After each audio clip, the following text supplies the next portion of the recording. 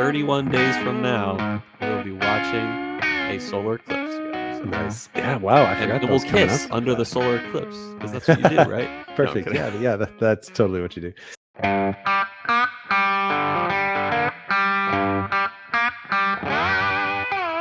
Welcome once again to Chill Filter, the podcast where we drink whiskey so you don't have to, but you probably should, and you probably are. That's why we like you. This week we're drinking a very special newer release. That's going to be Old Forester 1924, one of their new whiskey row series. But before I get into any of the whiskey, before I get into any talk at all, let's talk about some business.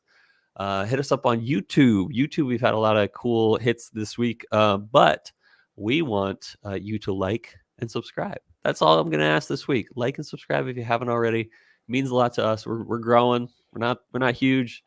We're medium at best, and we want to get bigger, but not by like fake advertising or not by like buying followers.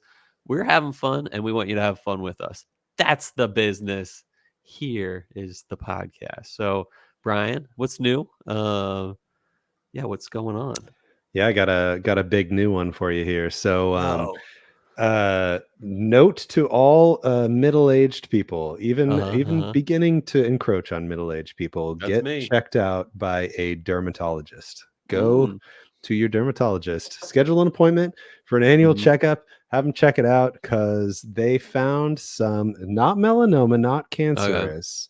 Yeah. But they biopsied a couple moles on me, and they were like mild to medium likelihood to become cancerous. Oh wow. Okay. So they went ahead and scooped them out today. So I've got. Was that painful? No, actually, like totally numb. No big deal. I was Nice. sitting there awake the whole time, and they were cutting out little I don't know, dime shaped holes in my leg. Dang. And so PSA, it is very important. You do not want skin cancer. Go do that. My mom had one of those kind of things where they had to remove it, and my brother-in-law had something like that too. So maybe I should do that. I'd like to stay out of the sun, right? But it's probably good to check it out too. Yeah, and I mean, even if you've stayed out of the sun, genetics has a lot to do with it too, and everything. Yeah. You never really know. I mean, somebody could hardly be out in the sun at all, and they'd still end up with a worse case than somebody who was, out in the sun every day working an outdoor job or something. So totally. So yes, that's a good point. Highly recommend. Get your body checked. Yeah, that's good to know. Yeah. Other than that, though, glad you're good. For the record, I was working on my taxes. Finally. And this episode is not brought to you by H&R Block because they've been kind of frustrating me. I don't know why I started using them, but I've been using them for 15 years, probably. Do you use them in person? Like you go there? No, always software, always doing it myself. But this year, so we got a Tesla this year. So I was trying to reap the benefit of that tax credit. And it took them until literally today to update the software to finally get it to calculate right with the credit. Right. Wow, that's late for how big a tax discount thing that would be for a lot of people. It was like pushing out, and it was like, oh, next Friday we'll have it. Next Friday the form better have it by April. Yeah, I know, right? So finally today it was calculating correctly. So I went ahead and finished everything else and submitted it. And and for the first time ever, I got an email back saying the IRS rejected your return. And I was like, oh, dang, okay, wow, what did I do? What did I do wrong? And I went in there, and it's very soon after you submitted it. Usually like within a couple minutes. There's as soon as they submit your return. There's an auto checker thing. That just like any glaring errors, they'll just toss it right back. And it's never gotten rejected before. So I got in there. Especially with a software that should be able to check for that kind of thing. Well, funny that you say that. I went in there to see what I did wrong, and it was like, we're sorry, the IRS rejected your return because there's an issue with our e-filing process right now. So like they can't even file for me right now until they fix it next Friday when the next patch comes out. Wow. So I might jump ship next year. I don't know. TurboTax, baby. I used to do TurboTax before I did. Heather and I get an accountant now. And it's not even that expensive. I think we pay like $150 or something. Nice. For like to not even have to worry about it. Yeah. Cool. We just hand her documents and answer questions, and she does the rest. Yeah. She's good. Nice. It's What funny. about you though? Yeah, things are good. We haven't even started. Normally we're like on top of taxes, but with 2 kids, we are running behind on taxes. And we're hoping we've been last year we paid, I want to say like $2,000 more than like on top of, the or whatever you call it. You withheld extra Withholdings. Yeah. Mm-hmm. Yeah. And but this year we like withheld more. Yeah. Or whatever it is. And Yeah. and so we're hoping that that'll be a little closer to like breaking even. My dad is funny. My dad's like a very money, but also tax law savvy kind of guy. Yeah. And my dad is very much like, why would you look forward to like a tax refund? Like, why would you like put more money so that the government can make a zero interest loan? You're giving the government a zero interest loan on the tax refund. And I'm like, that makes sense. So I always try to aim for like not paying at all, but also not, getting a refund at all. Yeah. Because I just, and it's not like I like hate, like taxes or anything, but it's just like, it's true. It's like, that's a zero interest loan that you're handing to the government. Right. That, yeah, I know people have strong opinions about this. And that's absolutely the argument. And it is 100% correct. Mm-hmm. I just don't subscribe to that. It's kind of fun to get a refund sometimes. It's like it's forced savings. I mean, exactly. Sam and I gladly withhold a little extra more for like a little random rebate check in the mail. And you get to do something with it. Yeah, right. And to an extent, obviously, totally. But yeah. Yeah. And so who knows? I mean, we got another kid, so that throws in some adjustments. And then we got a it was like, I want to say it was like $300 like a coupon. Basically, they're like, we overcharged you by $300 last year. We're gonna remove it from we're gonna add it to your potential refund this year, or whatever the balance would be. And that was from TurboTax? No, it's from the IRS. Oh, interesting. Yeah, they like found out we did too much or something. And who knows? I mean, I'm impressed that they would do that, because I'm like, wouldn't you want to just rather keep the money and be that? I know. Entity? They could have just said nothing. Yeah, exactly.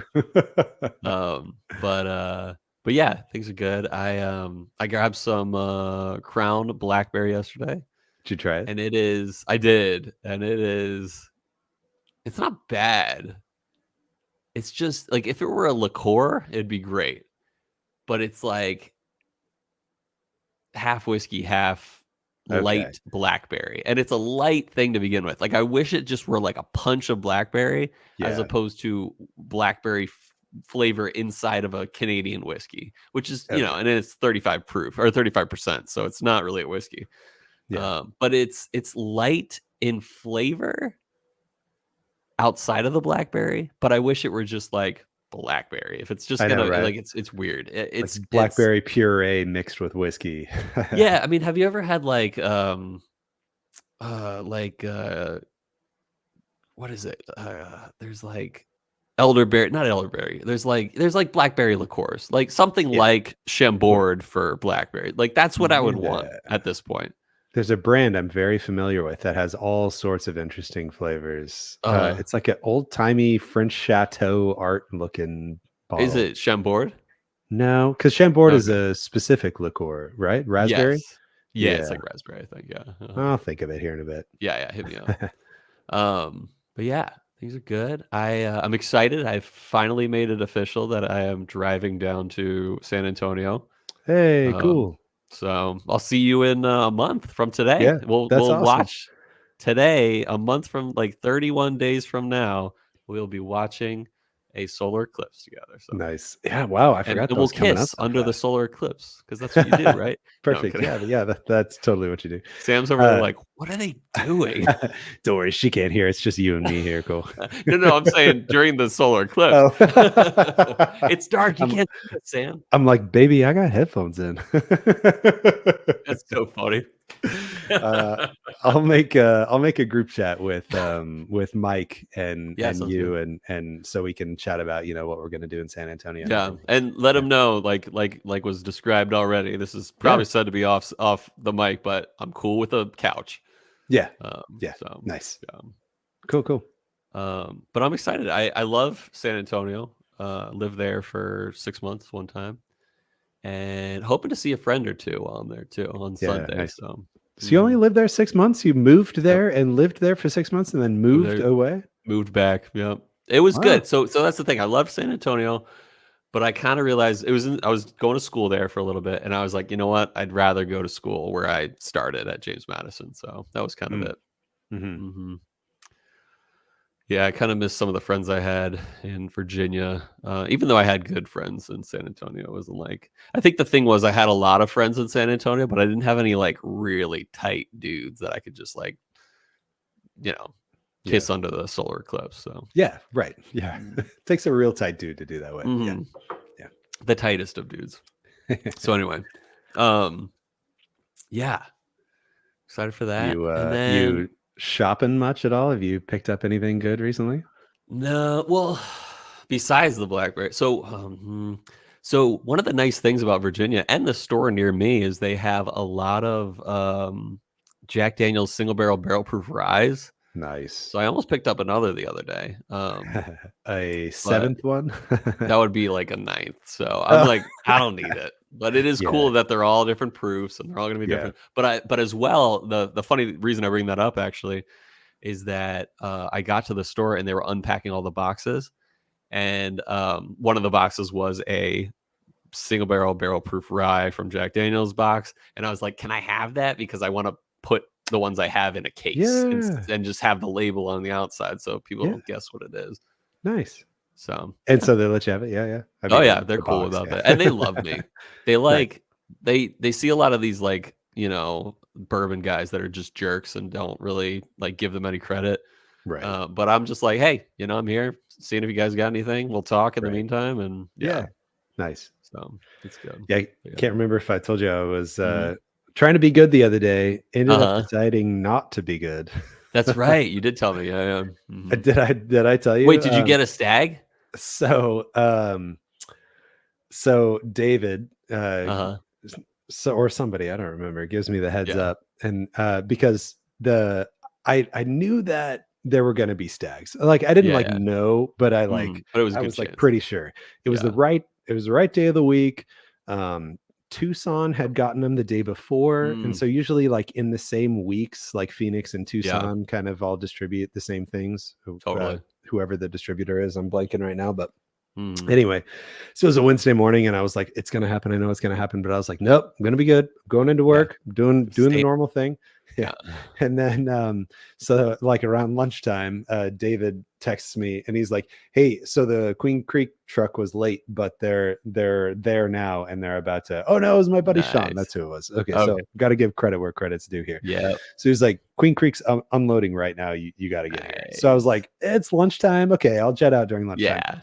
So I fly out there to Queen Creek, and sure enough, they had gotten like 3 or 4 cases. Nice. Like largest stag drop I've seen, maybe even ever. Actually. Was it a 24A or something like that? Oh, it was so strangely enough, it was a batch 18. It was the last batch before they started putting like 22A, before they started putting a number on you're a 17 guy. I think I have an 18 thing. So I was a 17 guy until 22A came out, and I'm a 22A guy. Nice. But 17 is still fantastic though. But so anyway, we're there, and David's there too. We're kind of all there at the same time. And David and I were like, hey, I mean, we're here. Why don't we just go up to Gilbert real quick and just see what's going on up there? Because Gilbert was where like there were a bunch of people this morning. All the stags went out. They were all gone. They were gone, in the first 10 minutes or whatever. And Gilbert's on your way home. Yeah, true. Yeah. Well, not from Queen Creek, but anyway, so we go over there just for fun and just to see what's going on. And I'm chatting with the guys there. They're like, "Oh yeah, they all sold out right away. Of course." Blah, blah, blah. Oh yeah, like literally the first words out of their mouth are, "Where were you this morning?" when they That's see me funny. come in the door. So anyway, so I am like kind of cruising up and down the aisles, and suddenly David and I are like, "Yeah, but what if somebody like hid one in the Yep. aisles?" Because I've thought about that people so many do that. times. People do Yeah. that. Yeah. And so I'm like, oh yeah, that's so funny. I should like peek behind some bottles. Yeah. So I literally cross the aisle onto the Scotch side, and I look at one rack in front of me, and I step over to the next one, and then boom, right Hey, you earned behind it. right behind these two Grangestone tubes, the Yeah. Grangestone Scotch tubes, Yeah. I Uh, see this like top snout of the top of a stag Beautiful. bottle with the antlers, and I was like, I literally So like why would they picked it hide up. it? I picked it up and I was like, David, look at this. Oh, that's amazing. So why would they hide it? So I'll tell you who hid it, presumably. Uh-huh. Some guy who wanted to get two from the same Yeah. store, Uh-huh. bought one or like stashed one in the aisle, and Uh-huh. then went out through the checkout line with his Wait, other did they one. And put it on the don't they put it on the like the front counter though? so lately it's been a little half and half. Oh, gotcha. But Yeah, I would have done that. Yeah. even when they do put it on the front counter, sometimes there's not an employee up there at the front Yeah. counter. Mhm. So somebody could grab a second one if they wanted to when Yeah. nobody's But you looking couldn't or check whatever. with it. Yeah. Yeah, but I actually heard that they were putting some on the shelf today to try to Nice. like throw people off. Like only Uh-huh. people who are going to see this are people who actually want it, and not just people That's when who I are trained to look at the customer service counter right when totally. they walk in. So That's anyway, like I remember one time I got a Michter's 10 rye that way. Yeah, I was like, oh, let me you just said it check was in the the glass count. case, right? Yeah, yeah, exactly. Yeah. Yeah. So yeah, Bizarre. I assume That's crazy. Two stags. Was it the I same know. batch 18? No, actually, so the other one in Gilbert was Uh-huh. 23B. Yeah, 23B. Nice. Yeah. Nice. But anyway, yeah, so two different stores, and lucked out. Yeah, seriously. It's amazing. Yeah. Oh, and That's like very the interesting dream, find. the second one especially. Yeah. Go ahead. I had my sights out for this for a long time. There is a 10-year MGP rye cask Uh-huh. strength by Redemption. Okay. Yeah, yeah. And my buddy Rob had gotten one, and he'd let me try some, and it was good. So I'd had my eye out for a long time, and I've seen I've seen like a 9-year bourbon, I've seen like a 9-year high rye, but I hadn't Uh-huh. seen that 10-year rye cask strength in like Oh, I've been looking forever. for that one too. Yeah, yeah. Yeah, and Gilbert's got them right now, and Really? they're totally flying under the radar because they're on the shelf mixed in with all the other ryes, and they're totally like nondescript. If you're not looking for it, you just gloss Yeah. right over it. Yeah. So Dude, what I'm also looking for is the old or not Rittenhouse. Oh, nice. Ooh, right that here, looks I got it good. right here. 10-year Heck redemption rye yeah. with the little strap over the top and everything. Oh, nice. What's the one I'm thinking of? Old, old. It's a Jim Beam product. It's a rye. Overholt. Old Overholt cast Yeah. strength. That did not Out. distribute to Arizona, Oh, but gotcha. it was purchasable online for quite a while Was it? if you didn't mind paying 10 to 20 over Oh, MSRP. I'd pay that. Yeah. If it's still available, I'll check it out. I I'll doubt let it you know though. if Yeah. I see any Mhm. around, but yeah, it reviewed decently well for what it is too. But Yeah. I mean, total price on that is going to be somewhere around 120 or so. So Oh, really? you're definitely paying your $10 per year. It's not You're saying for a the old Overholt? old Overholt Yeah. 10-year rye. I think Mhm. MSRP was I right heard around great things 100. though. Like I Yeah, heard it me was too. fantastic. Yeah. Yeah, And I like Old Overholt. Even their bonded is like a good rye. I'm not sure I've ever had it before. Yeah, it's pretty good. I had it at a wedding. Only time I've ever gotten drunk. Yep. Yep. Like we grabbed their bonded and just kept it in a flask, and yeah, Nice, that was nice. the one story that I told Adam. I was like, "Yep, I got drunk that weekend." He's like, "Finally." Yeah, but it was at a Oh yeah, wedding, and I was spending the night literally on site. So yeah, nice. but not that not that that's anyway. Right. What entry was it on? Yeah, so we are drinking Old Forester Hmm. 1924. I am drinking this last little bit of a little blend that I did that is Old Forester 1915. It is Nice. half 1910 and half 1920. And it's okay. It's it does not have any depth or complexity. It just really? on the nose, I get a little like not sugary at all, like dried bananas, dried It is a little dried dry. bananas and a I'm little bit drinking of caramel. the 1920 myself right now. Oh, nice. Yeah. I think I mean, I like 1920 more than 1910, and I like it more than this little half and half blend. But anyway, there's it's just kind of standard bourbon notes with not a lot of complexity. Yeah, no, it's cool. Yeah, I got the 1920. It's good. I think it's good. It's good. Yeah. It's good. But I really am interested, and we'll talk about especially why I'm interested. If I'm able on what we're drinking today to recognize anything about it, because we're going to get into it, but it's technically a different mash bill than the standard Old Forester. So I have a feeling I won't catch it right out. But then that's the thing is like, you think, is it all about the mash bill of why I'm getting these notes of old, like I call it Brown-Forman notes. But you look at like Buffalo Trace and like their rye and their bourbon, or they're like both their rye bourbons. And I would even go as far as saying their weeded recipe, they're all fruity sweet. Yeah.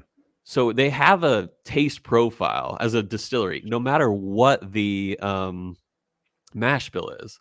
So we'll see. It might have similar banana bready notes that I am used to with Old Forester. But have you sipped it yet?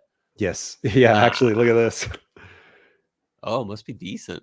There's I'm about 2/3 the way through it. I only have about a third left. Of course, samples and all. And actually, like the day that I got this, or soon after, we did an impromptu whiskey day at my house. And so I had it out for everyone to try so that everyone could try it before they opened theirs. So it kind of all went out the window real quick. Nice. I'm not going to spoil anything. I was going to spoil it. Yeah. I will say this. I usually sip around on my shelf.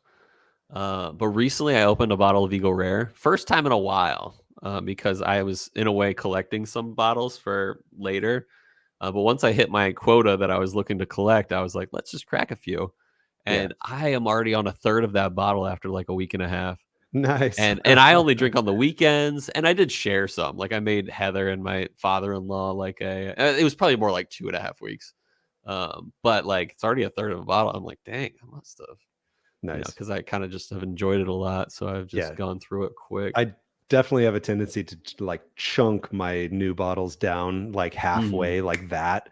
Like it was so scary with the George T. Stagg. Like it was half gone like that. And of course, like you got a sample and I did my own little reserve sample. So I've got it stashed away, and 2 years from now I can try it again if I want to. Nice. But like in those, and then me trying it and then trying it again the next day to see if I still feel the same way, like suddenly it's half empty and I'm like, oh my gosh. And then the second half lasts for like the next year or so. Yeah, that's how it goes.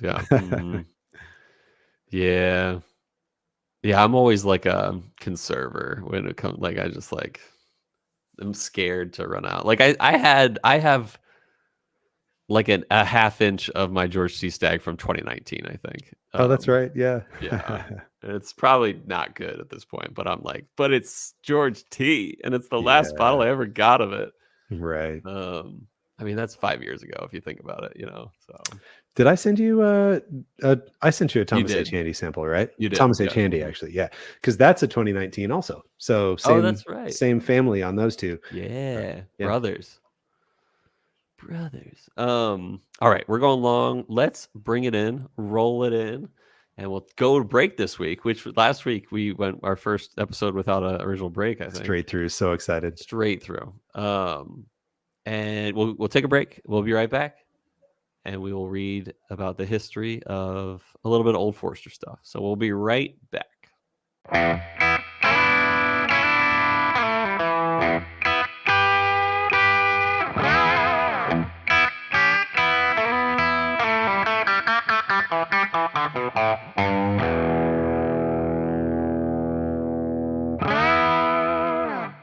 We're back. We had a long break. It was a good walk. A good Walk. Oh yeah, walk. We don't No. call it walks anymore. That's right. Yeah, we've forgotten that for a little bit, but I'm glad we brought it back. Yeah, we're drinking Old Forester 1924, a recent addition to their Whiskey Row series. This is definitely not our first episode on an Old Forester whiskey. We've actually done 7 episodes already, but we haven't done one in a while. In order of release of episodes, we've done Old Forester 1910, Old Forester 1870, Old Forester 86 proof, 2019 Old Forester Birthday Bourbon, Old Forester 100 proof, Old Forester Rye, and Old Forester 1920. And I believe 1920 was like 211, I think was the episode. And you did say Old Forester Rye. Was Yep, it a the one hundo. barrel strength that you did Nope. on as an episode? No, we did the barrel strength as a. That's right. So we did a barrel strength for the one of our first reentry buzzes. Yeah. And I And nailed so it. you did the 100 proof rye as an episode. Yeah. Yes. Cool. Mm-hmm. Such a value king there. I love that. It is. It really is. I mean, I love Old Forester 86 proof for the price, especially. It's amazing. I prefer the 86 to the hundo for the bourbon. Oh yeah, I've actually had neither of those. Believe it Whoa, or you not. got to try it. Its value is like on point. Yeah. But anyway, so we've covered a lot of history of Old Forester as a brand, who George Garvin Brown was, about Brown-Forman, and even recently, at least the most recent episode, 86 episodes ago, we talked about yeast strains and the sour mash process that goes into Old Forester. That was specifically from the 1920 episode. But this being a very special whiskey for Old Forester, I want to talk about mash bills today and Brown-Forman mash bills. So we know that Old Forester is owned by Brown-Forman. Basically, the Brown in Brown-Forman comes from, it's like a family name. It's a Brown family. Goes back to George Garvin Brown, who apparently was the first to bottle his whiskey in standard branded bottles. But his product was Old Forester bourbon back in the day. In 1870 was when it was first bottled. Because before that, I was like, you bring your jug to the barrel and you grab as much as you can, or you buy a barrel, who knows. Nice. So anyway, Brown-Forman owns a few brands and distilleries, Old Forester, Jack Daniels, Woodford Reserve, and definitely a good few, like Glendronach is owned by Brown-Forman, and Glen Lasso, other brands. But besides and there's one other like Cooper's Craft or something that Brown-Forman owns. But the big 3 in the American whiskey realm is Woodford Reserve, Old Forester, and Jack Daniels. And so, but I've mentioned this on the podcast before. I used to quiz Robbie on this. Do you know the mash bill for Old Forester? Standard 72, 18, 10. Boom. Yeah. Robbie never remembered. You're like, suck it, Robbie. But it's hard to remember those things. Yeah. And so, yeah, that meaning, like, breaking it down, 72% corn, 18% rye, 10% malted barley. But we know what's that? Multi-bees. Yeah, it's coming up. But we know that it's not only Brown-Forman. It's not the only Brown-Forman product that uses that exact same mash bill. Woodford Reserve also uses the same mash bill. But here's a fun fact that I learned today. Do you know what the difference between Woodford Reserve bourbon and Old Forester bourbon is? In terms of distillate. Oh, the distillate itself is different? I would have just guessed a different warehouse or different age in general, even though they don't disclose it. Yeah. Check this out. I learned this today. I knew that Woodford distilled on site. But when I thought about it, I was like, okay, same parent company, same state, probably less than 2-hour drive from Woodford County to Louisville or Shively. Lively and Shively, in case you're wondering. But I did find out that not all Woodford Reserve is distilled at Woodford Reserve. Didn't know that until today. Some is apparently, but not all. In fact, based on some reliable rumors and some facts, I'd say most of Woodford Reserve is not distilled in Versailles, Kentucky, where Woodford Reserve is. And Woodford uses pot still for their distillate, but neither of Brown-Forman Shiley Distillery or the Louisville Old Forester Distillery locations, they both use column stills. They don't use pot stills. So that's the difference. Is that basically and then one thing, yeah, so like Old Forester is supplying Woodford Reserve with barrels that were from their column still distillate, same mash bill and everything. But Woodford also makes barrels from their pot still distillate. And that's why, and they mix them together. And it sounds like most of it is Brown-Forman, or rather is Old Forester juice. But some of it is pot still Woodford juice. And so that's why they taste different, because I was like, wait, if Old Forester is the exact same kind of thing and I can recognize Old Forester, why is it that I don't like Woodford as much as I like Old Forester? And it's probably because of the pot distillation. So does learn that today. Does Woodford ever do like a special release, like this is pot still only juice? Yes, kind of thing? 100%. And they do even like some of their special, I forget what they're called, but like they usually won't do single barrel releases. They'll maybe do like 2 barrel releases, especially for single barrel type things. But here's where it gets interesting. They do single barrels for their double oaked. And here's how they do it. They batch the distillate from them and Old Forester, throw it in a second barrel, and then that barrel is considered the single barrel. Isn't that funny? Okay. Yeah. So it's basically multi. It's not like a single, distillery product, but it is a single barrel at that point, which is very interesting. And even though it came from 2 different barrels and now it's in a new barrel, like all of that distillate does hit 2 barrels at some point through the process, whether it's blended or not. Yeah, I'm with you. Yeah, so it's kind of cool. Where did I leave off? Yep. So they incorporate the pot stills. Anyway, my next thought was, if Old Forester and Woodford Reserve use the same mash bill, what about Jack Daniels? And the answer is no. Jack Daniels does not use the same mash bill, but Jack Daniels does publish their mash bill. It's definitely more corn and more barley. Jack Daniels is 80% corn, 12% malted barley, and 8% rye. Oh, okay. Okay. Nice. And then, at least for their Tennessee whiskey mash bill. Anyway, let's talk about what makes what we're drinking today special. Old Forester 1924. Do you have the bottle? I do. Oh, you did. You were showing it. Yeah. Super interesting here, because this seems like the first time, at least in recent times, that Old Forester has featured a new bourbon mash bill. It's not like crazy different or anything, but it is higher corn and lower rye, still 10% malted barley. So overall, it's 79% corn, 11% rye, and 10% malty B. And the reason they applied the new mash bill to this specific release, or at least what they said on their website or the press release, was, quote, during Prohibition, more than 200 distilleries in Kentucky alone were forced to close. Old Forester, however, continued operations because the federal government issued it one of 6 permits to bottle existing whiskey stocks as medicine. In 1924, Old Forester acquired barrels from closed distillers with different mash bills and bottled that liquid as Old Forester. So it's saying this wasn't our standard thing, but we're going to sell it as Old Forester. So do you think they sourced this? Probably not. Yeah, I don't know.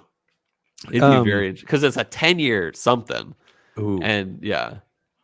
Is there a way I doubt they would to blend Jack Daniels with this, and using a certain X of this and Y of that, the mash bill gets to be this real quick. 79. Can you do that fast enough? I'm not going to do that. So it is between the corn ratio. You got that right. Yeah. And it is, wait, no. Yeah. Multi B on JD is higher than it was on this one. Okay. And they're both higher. Or wait, no. Oh, this might work out. It's got to be the same proportionality. It has to, but it's got to be between. Like if rye, 24, so JD rye is 8, and This might be right. Yeah. Doing this live? No, here's the problem. Okay. Is that both Old Foresters are 10%. And Jack Daniels, I'm sorry, 10% Malty B. But Malty B for JD is 12%. So you'd expect it to go higher than 10%. Okay. For that one. So, but that would have been very interesting. I had my tinfoil hat ready to go here. I know, right? Dude, that'd be crazy. They like just mix in a little bit of JD. Yeah, exactly. That'd be funny. Yeah, did they call it a grain bill? Yeah. Yeah, that'd be funny. All right. So anyway, the reason, I went to that. Part of the Whiskey Row series from Old Forester, there is already 1870, I think it's called Original Batch, 1897 called Bottled and Bond, 1910 Old Fine Whiskey, I believe, 1920 Prohibition Style, and now we have 1924, which doesn't have like the sub label. Like this one, says Prohibition Style. That one just says 10 years old. So I guess that's what that one is. And 10-year age statement, like I just mentioned, which is a big deal for Old Forester and even Brown-Forman, especially, take it a few years back, like a 10-year Brown-Forman something would basically the only thing you think of is like birthday bourbon. Yeah, maybe. And so, yes, some birthday bourbons do get above and 10 years. But this isn't birthday bourbon, people. But this is an annual release. That's what I realized. This one is only once a year, similar to birthday bourbon in that way. My thought is this is probably easier to find than birthday bourbon. I might be wrong, but pretty rare. It was at many Costco's here in Phoenix. Really? Okay, cool. And they don't do that with birthday bourbon, that's for sure. No, birthday bourbon would be like it would hit one Costco and they would get 3 or 6, however many's in a case. Yeah, that's it. Gone. Have you ever had birthday bourbon? I tried it at a bar for the first time not too long ago, actually. Oh, cool. Which year? Last year? Yeah, it had to have been 2023. Cool. But yeah, I just remember very light icing, vanilla icing kind of. I think you told me that. Yeah, it was very cakey. Maybe the name just really sunk into me, but yeah, it was light and sweet like frosting. I literally gave half my bottle of 2015 away, and then I got bottles of 2016 and traded them. And then someone showed me a 2016 years later. I was like, why did I trade this? This is amazing. And it tasted like birthday cake. It was amazing. So, proof is 100, distilled in Shively. So that also answers that. Well, technically, Brown-Forman, it's not called the Old Forester distillery in Shively. It's called the BF, or like the Brown-Forman distillery in Shively. So who knows? But apparently, now that I look at it, it was distilled in Shively. So lively and Shively. Total wine price $115, and let's get into it. Cool. Oops. There we go. All right, I got a cork pop for you. Do it. Oh, squeaky, squeaky. Nice and hollow and squeaky.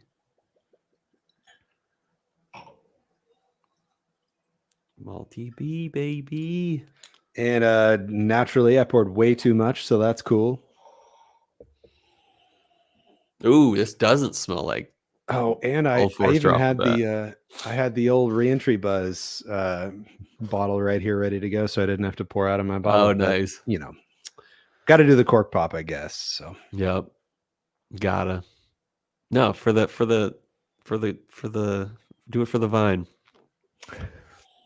This is sweet oaky. This has different nose. Yeah. I was like, is this the same? Yeah. Little more rye spice on the nose to me on this than my 1915 monstrosity. Yeah, I'd say that too. Definitely. Yeah, it's not as banana-y as like banana bread-y as I get from typical Old Forester nose. Still good. It reminds me of MGP juice in a way. Leaning to not like your average, but like if you were to say what distillery is this off the nose, I would say MGP. If you were to say what distillery is this right off the nose, I would say I have no idea. Yeah. No, I mean, I wouldn't be proud of that, but I'd be like, it definitely doesn't smell like a Brown-Forman. You know what happens to me a lot is I'll smell something if I'm going at it blind, and I'll be like, "Oh, this smells so familiar. I know I've had this before." But the nose at least is unique enough that Wow. if I were smelling this blind, I'd probably be like, "No, I don't think I've ever had this before." It's Mm-hmm. unique in that way. This is different. I need to pour a little more of this. Mm. I'm digging it so far. I don't know if it's like mind blowing, but it is different than your average Old Forester juice. This is very polarizing too, from what I've heard. Mm-hmm. Some people are like, "This is so not special at all," and then me, on the other hand, tip my cards a little bit. I actually do think this is pretty darn good. Yeah. And the thing that really sets this apart for me is the finish. Yeah, I agree. One of the first things I did with this bottle when I got it is I blinded it against Jack 10, Jack 12, and like I had some Old Forester junk Statesman. And sorry if you're listening, Old Forester. But that was a gimmick, that bottle. Yeah, maybe. It is for the movie, right? I think so, yeah. For the movie. Anyway, 1924 won overall. 1924 really beat Jack 12 for me because Jack 12 was a lot hotter and spicier, and it was hard to see through all that spice. And again, this is comparatively. I'm not saying it's the hottest or spiciest thing I've ever had. But comparatively, it was difficult to see notes through all that spice, whereas the 1924 stayed really mellow, but overall had the best finish by a mile, in my opinion. Oh, cool. Very long, mellow finish with just like pleasant oak and light pepper and rye spice. Are you getting any of the banana notes? No. I'm getting like a little bit. Like in a candy way and like a dried way. Dried bananas, probably. Yeah. Nice. Almost like a dried plantains kind of thing. Like it's like not even full banana. Cats. Wow. Hope that wasn't too loud. I was trying to get my cat out of my way here, and he straight up knocked my mic into my glass. Oh, it was loud, but it didn't break. You said it was loud. Yeah, but it was forgivable. I mean, it wasn't like people are going to be like, I can't stand this podcast anymore. I'm pretty sure Bud just gave himself the loudest ding that's ever been given on the show before. Dang, what a jerk. There is one thing about it.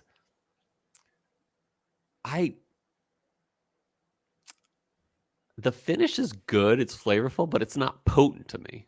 It's a little bit light on the finish. In potency as opposed to like flavor. It's got flavor. It's got a nice fade. It's almost like if you took Old Forester and said, all right, add a lot more like apple, but not like super sweet apple, but like apple to the finish. This is what I would expect. Yeah, for that. I could see that because it thins it out a little. It thins it out a little with like a little watery fruitness there. I'm going to add some water. Some of my limestone juice. This stuff is so old. I've had this bottle for a while, but I just use it just to take a little bit of limestone water out of every time. It's probably like bad water. You know, it's very likely bad water. While you've got the neat pour fresh in your mind, what would you do to this to make it different? I'll tell you what I'd do to it. Would you proof it up? Would you double oak it? Like, what would give it that extra proof something? It up? I would think another 10 proof would probably make a big difference. Yeah, if it were like 110. Yeah, because it does have a whole lot of flavor. It's just a little on the thin side. Yeah. Nose is pretty similar on the nose. I mean, nose is really similar on the water. Very similar on the palate too. I wouldn't call this caramely. I wouldn't even call this vanilla-y. It is lighter, fruitier. But I wouldn't call it like super fruity. It does have oak. That's good, but it's not overwhelming oak. It's not like oak for the sake of oak. Yeah. It's got some good oak to it. The as close as I ever got to banana is totally gone now with water. And it is just what little richness it had and viscosity it had is gone now with water. You can It's not tell better. the age is still there. You can tell that it's not like a young product. You're not going to think like, man, this is bad. But there's just a lot of things that it's missing to make it be an exceptional product. I'm going to take a sip real quick of my 1920. Oh yeah. I purposefully saved my 15 just to go back and forth here.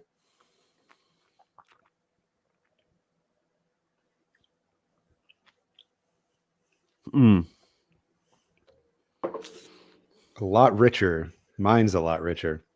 The 1915? Yeah, and there's way more banana on the nose. Way more. Yeah. I don't know which one I prefer. They're different, and I like them both.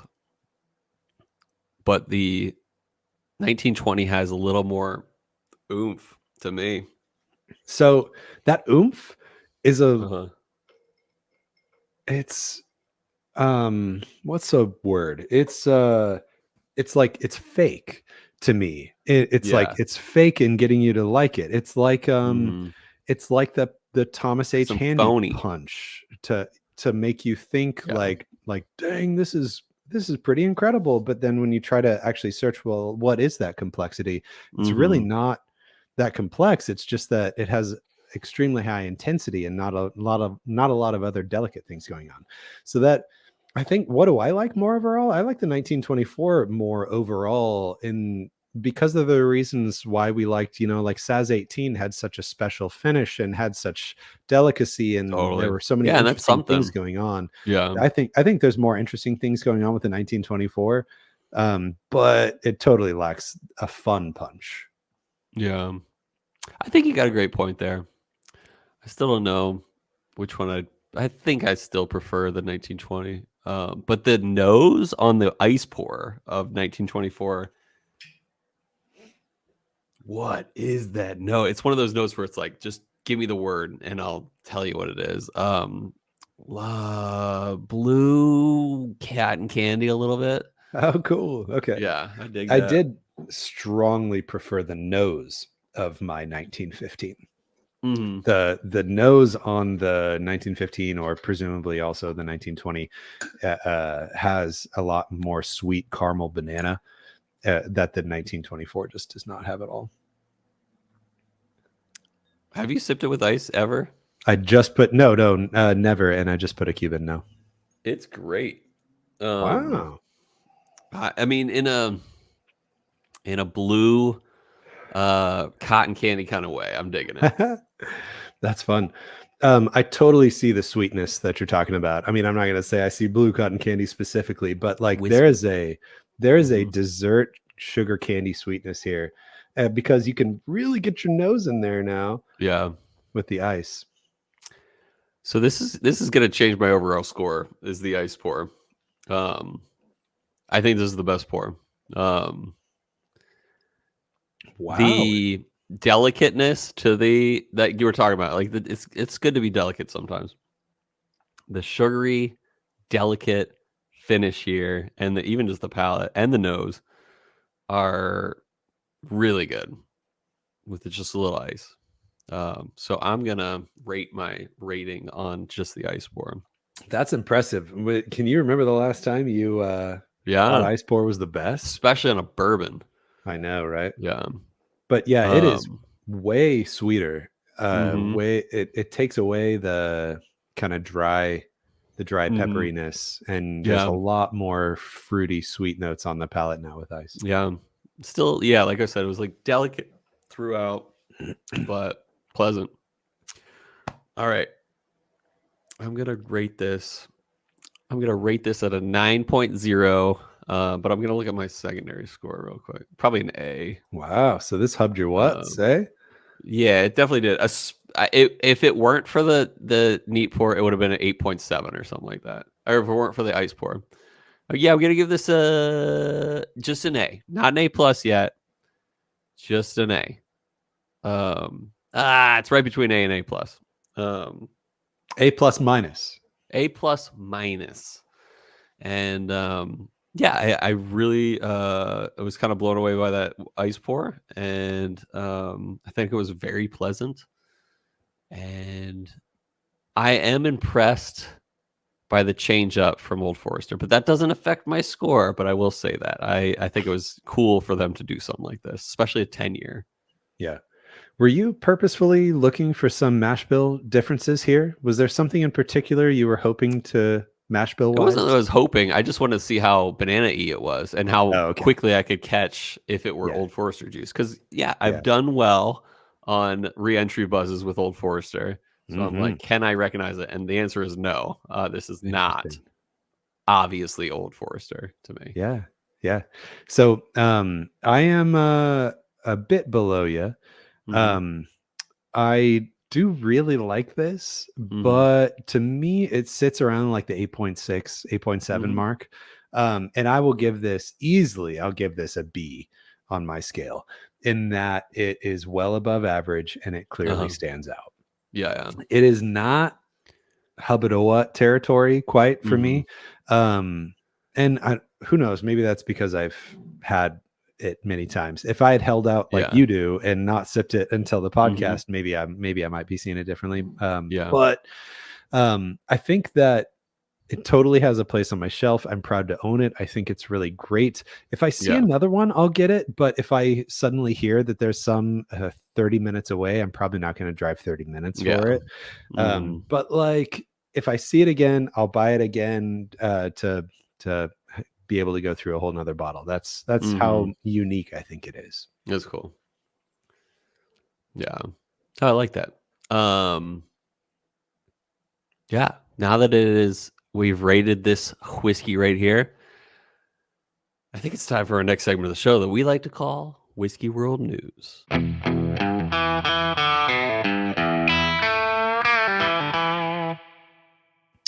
Welcome back. This is the Whiskey World News segment, and I'm going to read an article from Breaking Bourbon today. Love Breaking Bourbon. That article is titled Kentucky Bourbon Festival Announces Ticket on Sale Date. Ooh. Cole, have you heard of this Kentucky Bourbon Festival before? Dude, I saw that Blondie was one of the headliners last year, and I would have been dude, that would have been crazy. Nice.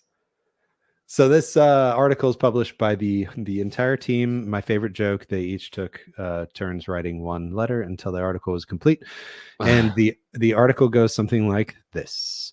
The Kentucky Bourbon Festival announced tickets for the 2024 festival will go on sale April 17, with early access for bourbon insiders on April 16. The festival will offer 4 levels of VIP packages this year, along with the weekend general admission tickets and Sunday-only access. The 2024 Kentucky Bourbon Festival is September 13 through 15 in Bardstown, Kentucky. Nice. The bourbon capital of the world. Nice. The festival brings enthusiasts all over the globe, blah, blah, blah, inspired by stuff and things. Last year, VIP packages proved very popular, selling out in under 5 minutes. So an additional tier is being added for 2024. All VIP packages include daily entry to the festival, a premium branded Glencairn glassware, and access to the enlarged VIP penthouse. Enlarged VIP penthouse sounds dirty, with catering and bar service throughout the festival. So the festival will offer a total of 6 ticket options this year, and I will tell you their prices. Are you ready for this? Tell me.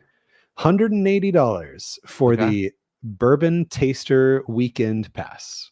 So all weekend. Okay. $105 for Sunday only, Sunday sampler.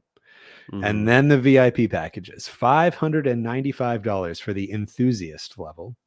Oh. $695 for the Flask Force VIP level, which includes a flask.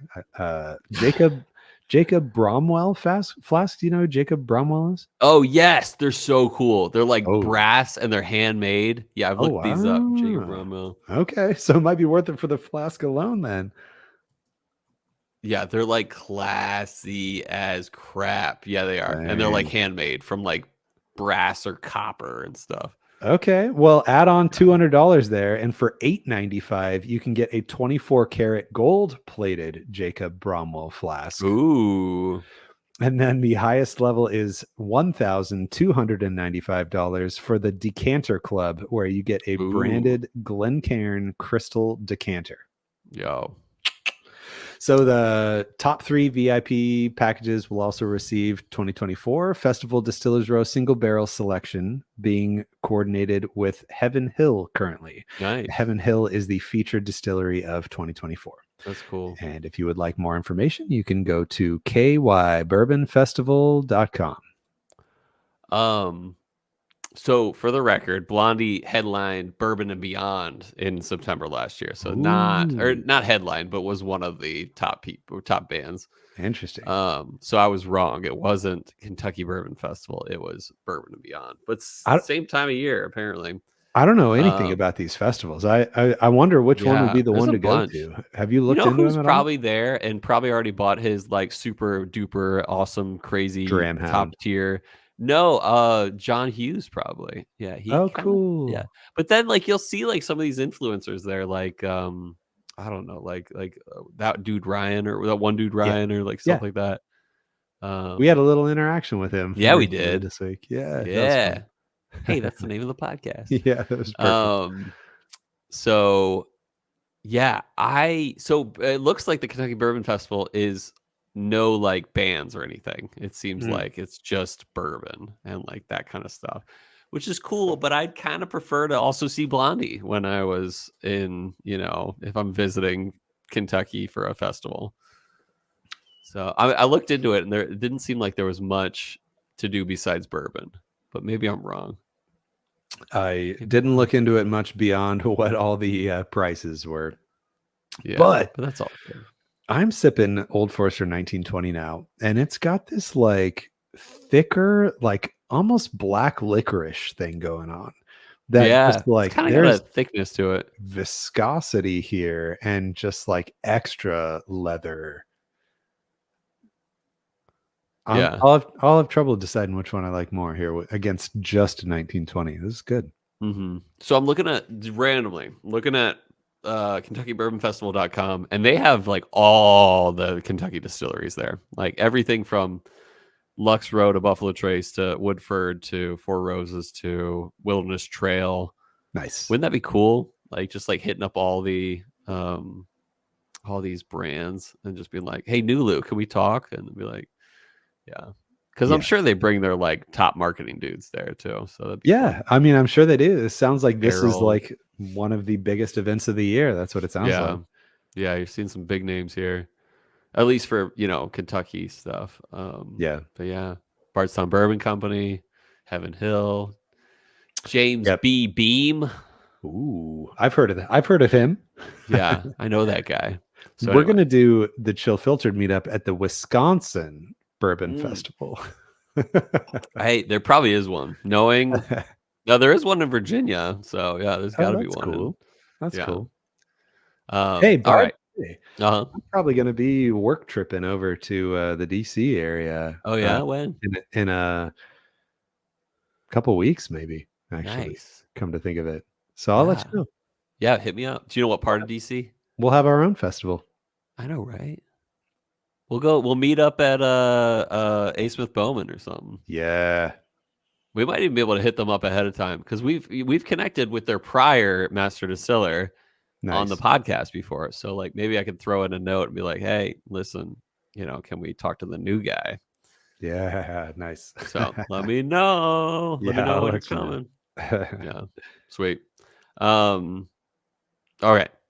Let's go over last week's results. We had some good write-ins, but we also had some good voting and some good messages from last week's What Whiskey Would You Choose?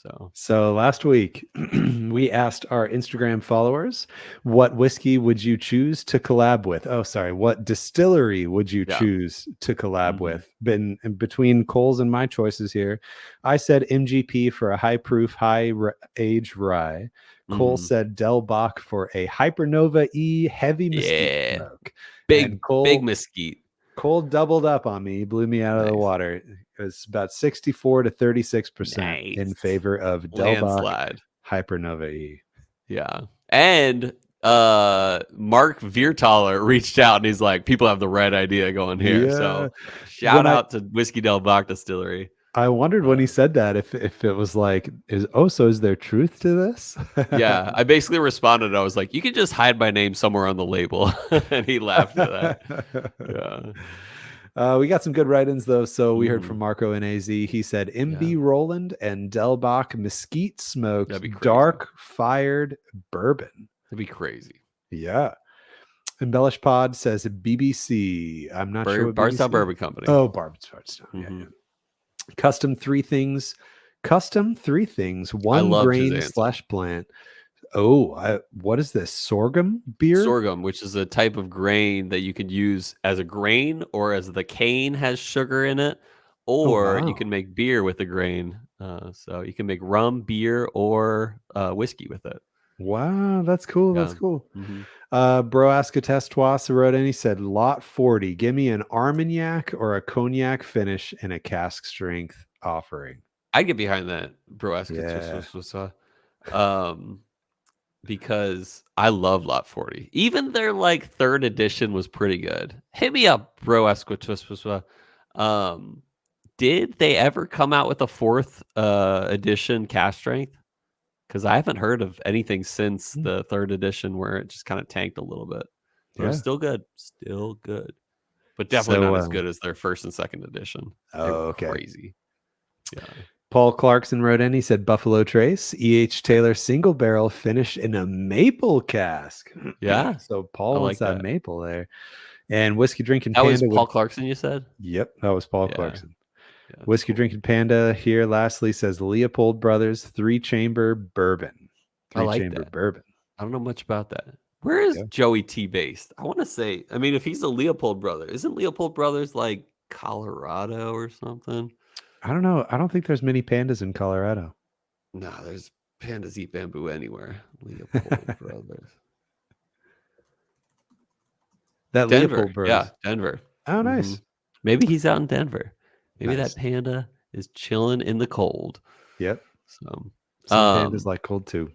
Yeah. All right. You got a whiskey, or what whiskey would you choose this week? Oh yeah. Okay. Oh yeah.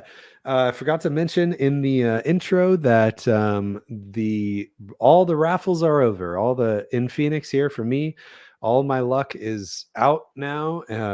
The Total Wine Lottery finally results came out. Hurts. And I'm a big loser. I didn't win anything from Total Wine this year. And I had a pretty decent amount of points too. I thought that I had a pretty decent chance, but and then turns out, Bryan Duncan even had quite a bit more than I did. He had about 33% more than I did, and he didn't even win anything either. I don't know anybody personally who won anything from Total Wine Raffle this year. So screw those guys. Yeah, I know, right?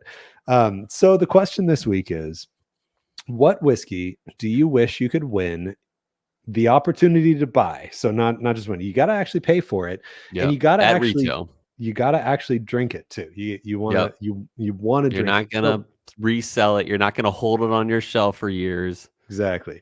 You're actually going to drink it, and you're actually going to pay for it. So, if you want, and I want anything, we're going to get a lot of Pappy write-ins. That's cool. I want to hear it all. I want to hear, the people who would rather have something over, you have some BTAC instead of Pappy or whatever. If you write in Double Eagle Very Rare, you're paying $2,000. Yeah. And you're ready to drink it. Yeah. Quick. Right. Not the whole thing, but you're ready to crack it. Yeah, exactly. So for me, I will say the thing that I was really hoping to get this year, I thought this was going to be the year of the Pappy for me. I thought I was going to get, I didn't think I was going to get, don't get me wrong. I was hoping that I was going to get a Pappy 15 this year. And I was very happy and very willing to go ahead and open that sucker if I went ahead and got it. But that just did not. You said 15? 15, yeah. Yeah. Not in the cards for me this year. I was thinking about a few things. First I was like Eagle Rare 17 because that's just my favorite bottle. But then I was like, what if I had an Eagle Rare 17 or a Pappy 23? Or even a Pappy 20. I love Pappy 20. It's been a while since I've had Pappy 23. But it's so prestigious, like getting a 23 year. Like that would in a way that'd be a show off bottle on my shelf and be like, here, try some Pappy 23. And people would be like, you're going to share Pappy 23 with me? But that was it. So, but I think overall though, like, would I rather have a Pappy 23 for 250 or 300, or would I rather have an Eagle Rare 17 for about 120? And I think I'd still rather have the Eagle Rare 17. So that's my answer. Nice. Mm-hmm. Yeah, I I don't even know what I'd prefer. I've heard everybody likes Pappy 15. It seems like 50-50 stuff. Yeah. 50-50 on Pappy 20 actually being nice and worth it. Last time I had it, it was phenomenal. It beat out the 15. Yeah. Nice. But that was me. And then 23, not a lot of people like the 23 because it's so oaky. So I can attest that it's not as oaky as your average 23-year-old. Oh, right. Yeah, it is oaky. It's more oaky than the others, but it is not overwhelming from my recollection. I remember thinking this is going to be over oaked, and I remember thinking this is not over oaked. It's oaky, but it's not over oaked. That's cool. Yeah. I'm still running a podcast episode or main section tasting notes here on my 1920. Bring it on. So I put ice in this 1920 and it is syrupy sweet. I know I'm 100% sure I've put ice. What you doing? Yeah, I'm 100% sure I've put ice in 1920 before, but I've never like evaluated it like this before. It is like, it tastes like somebody took like a stevia packet and dumped a stevia packet in here. And it is like that level of sweet sugar to Love me. it. That's pretty good. That's pretty cool. All right. Next on Chill Filtered. We're going to go between next week. We're going to put a 2-pick Tuesday out. We are still interested in that Michter's barrel or 10-year rye, the one that is an H barrel, which is very special because one of the H barrels got the whiskey wash. Or was it the whiskey wash or was it Breaking Bourbon? Well, I'm not sure what Whiskey Wash did, but 100% sure Breaking Bourbon. Yeah, so Breaking Bourbon gave this a 5 out of 5, which is very rare. They've only done like 3 or 4 5 out of 5s in their history. So it doesn't mean it's going to be that exact taste. It is a similar barrel, it's similar place. Could be different. It will be different, but who knows by how much? Because it is a single barrel. But then we're also going to put that up against a Garrison Brothers. Yes, we've done a Garrison Brothers recently, but we're going to do the 2023 Cowboy, Garrison Brothers Cowboy edition. So, yeah, keep an eye out this Tuesday or so, and vote based on your heart. That's all we ask. Listen to your heart. Yeah, exactly. So, any other thoughts, Brian, before we close it out? Oh, thoughts. I drank a little extra whiskey this go around, so there are no thoughts going on up here. Okay. But I hope that my leg is gonna heal up all right. I hope the scars aren't too bad. Yeah. I hope the numbness takes over once again, and that you don't have to. I'd rather have scars than have cancer. So yeah, just a little bit. Yeah, right. And I hope our listeners have scars over cancer. And I hope, yeah, this is getting real deep. I'm going to bring it back up. I hope our listeners can find a nice, sweet bottle of 1924 here because, pretty good. Yeah, find yourself a bottle. But most of all, listeners, I hope that our love of whiskey lifted your spirits.